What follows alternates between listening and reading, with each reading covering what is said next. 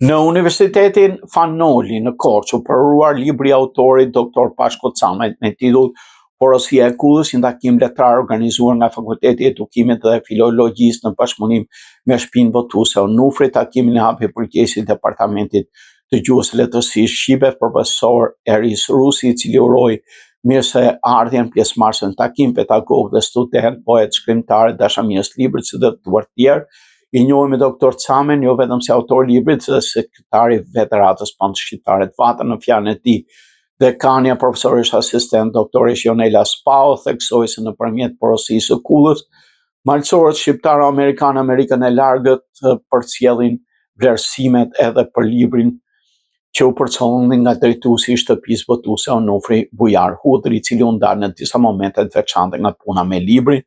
Falënderimet sinqerta përcollen në këtë organizim edhe vet autorit Dr. Pashko Camaj, i cili në takim u nderua me 2 vlerësime të veçanta, një vlerësim nga Klubi i Shkrimtarëve Botare në Korçë dhe Fakulteti i Edukimit dhe Filologjisë, ku dekani i dorëzoi atij certifikatën e vlerësimit me këtë motivacion, në vlerësim të kontributit të vyer profesional dhe angazhimit të palodhur publik që ka ndihmuar në rritjen e vlerave të komunitetit shqiptar në SBA. Si sekretare e Federatës Panshqiptare Vata, Dr. Camaj ka dëshmuar për kushtim të veçantë ndarues së promovimit të kulturës shqiptare në diasporë.